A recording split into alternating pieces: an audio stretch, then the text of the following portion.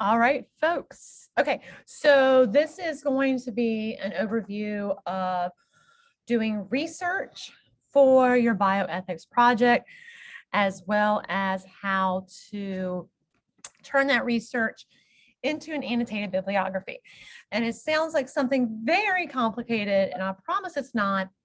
If you think back to that glorious Greek mythology project that I'm so infamous for, this is taking that step of 100 note cards and an outline that was 6 to 8 pages and combining them in a way that's a bit more collegiate, because we don't necessarily have that time right now. So let's start with just how are you finding your sources for this paper.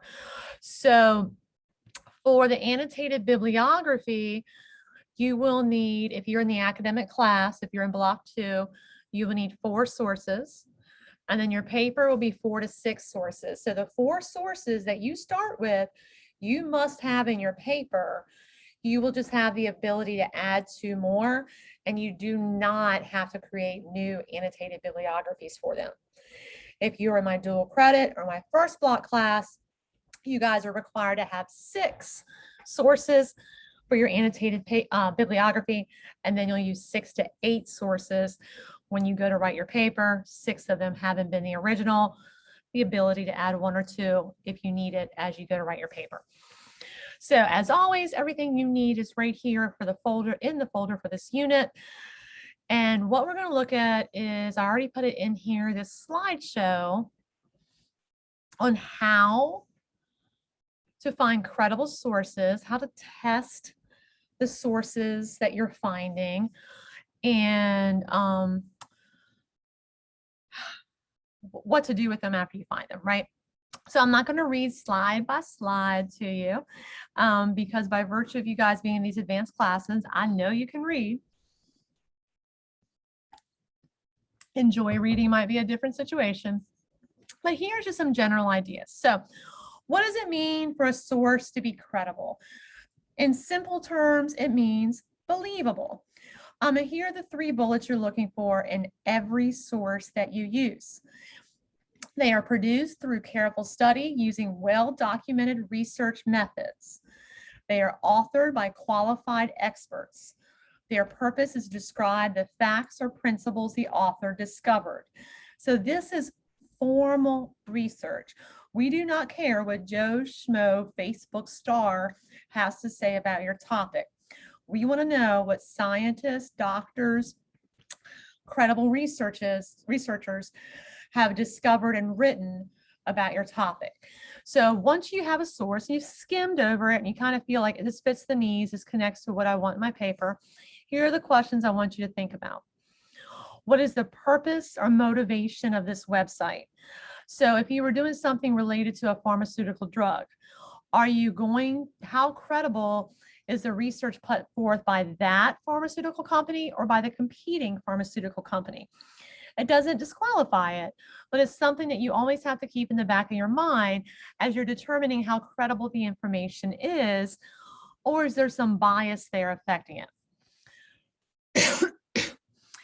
Is the content backed up by proof or evidence? So when a statement is made, how is it proved? You know, is it talking about research that's been done? Is it talking about the credentials of the person who says this? Something there that makes it more than someone's opinion. This paper is your opinion. We don't need anyone else's opinion. We need other substantiated facts to support your opinion. Is the content coming from a long-standing, well-respected, trustworthy, or prestigious source? That's a mouthful. And I think, honestly, it just kind of reiterates what we've already been saying. So something to keep in mind, always think about, you know, you've heard for years to be wary of the .coms. You know, anyone can go buy a .com domain and put out there all their conspiracy theories or personal opinions. So anytime you're using, probably more .edu for this type of research, but a .gov, some other type of official source helps with this type of credibility. Doesn't mean it always passes the test. Is the evidence that is there evidence the content is written by experts? And I don't know if this will cover this in another bullet or not, but it's an important part to point out. You need to know who wrote it. And this happens a lot when I do research with internet, that you can't dig down deep enough in the source to find the author of the information. There are ways to work around that in citation, but for the purposes of this paper, that would make the source non-credible. So you need to know exactly who wrote this information you're using and why your reader should consider them a credible source. Because think about it, you're not. You are writing about topics that you are not an expert in, you are not yet educated in. So to support your opinion, you need those people who are. So no matter how great a source is, if you cannot dig up the author of it somewhere in that listing, you got to move on. All right, this should be a given, but is the writing and grammar what you would expect of a scholarly source? So as much as I love my schmoop videos, I will be the first to admit they are not strong in academic language or integrity. So I would not tend to use them in formal research. So think about those questions, and then this one. This is a tricky one. Can you find other sources to help confirm the accuracy of the content? So in doing your research, just like with Greek mythology, each new source should seem like more and more the same information being repeated. But that's a good thing with research because it means the research is credible. If you come across a source that states something completely different from your other sources, that should give you pause. Doesn't mean toss it out, but it means you need to really dig in and say, where is their information coming from? And then go read that so that you have backup to that contradictory source. So just keep that in mind, because sometimes you'll feel like you found the silver bullet, like this really great fact that holds things together. But if it's not being repeated in other sources, especially on such a formal academic topic as this, it's questionable. Don't toss it out, but see if you can further substantiate that claim. All right, so you do need to consider timeliness for this. We're going to say that relevant sources are within the past 5 years. And I'm going to make it easy on you and say at least half of your sources need to pass that test. So again, academics have 4, DC has 6. So at least 2 or 3 of them must be published within the last 5 years. Can you use older sources? Well, yes, because only half of them have to be within the past 5 years. You just need to make sure it's timely. Because again, a lot of you will choose topics that are evolving and changing, each year. So if you look back to something from 7 years ago, it could be completely untrue today. So I would strongly suggest trying to find all of your sources in the past 5 years. And then only if you just really can't find something good, then widen your scope. You do not want to look for a way to walk through your paper like we used to believe this and now we believe that, because you're becoming informative and narrative, and that's not an argument. What if there are no new sources? Then you do not have a good topic. I have never had that happen. When we get to Frankenstein, you're going to see these rules go out the window because that book is 200 years old. And you just don't have the recent scholarship you do on it versus other type of novels. Not the case here, because you're choosing a topic that is hot now, is relevant now. If you can't find your minimum number of sources, then we need to change that topic. All right. To aid you in this, I am requiring that at least half of your sources be found through Google Scholar. We're going to log on to this in a second and look at what it is, but it's the dark side of Google, but in a good way. Because using Google Scholar really removes all of our questions about credibility because it is a database of verified academic research.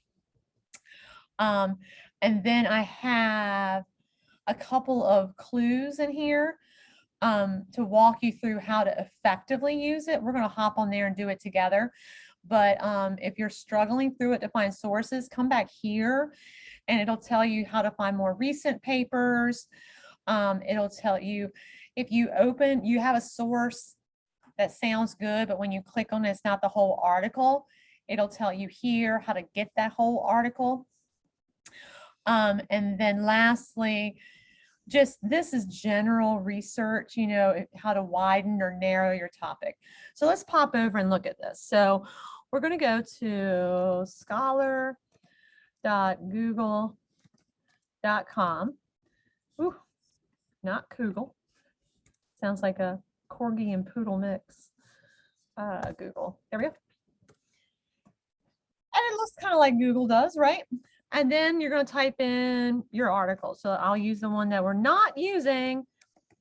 And we can see already, like with Google, here are all the hits of different topics that I could choose. And there you go. All of these are scholarly articles that I can pick from on the topic. So I can come over here and say, I have to be within the last 5 years. So what is this, 2021?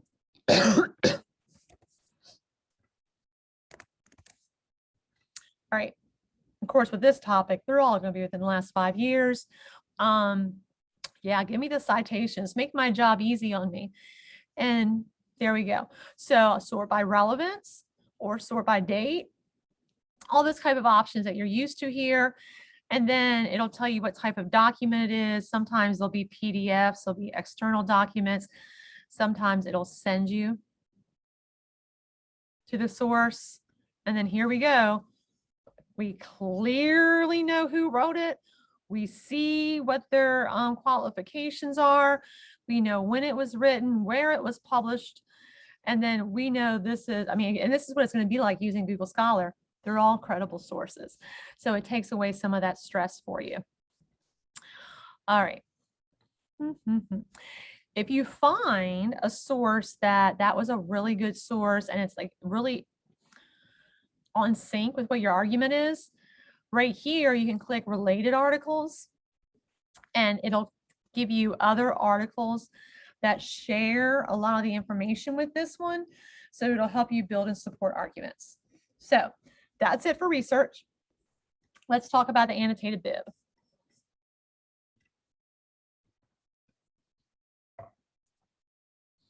So an annotated bibliography for each of your sources, whether you're a 4-source or a 6-source student, has 3 parts for every source.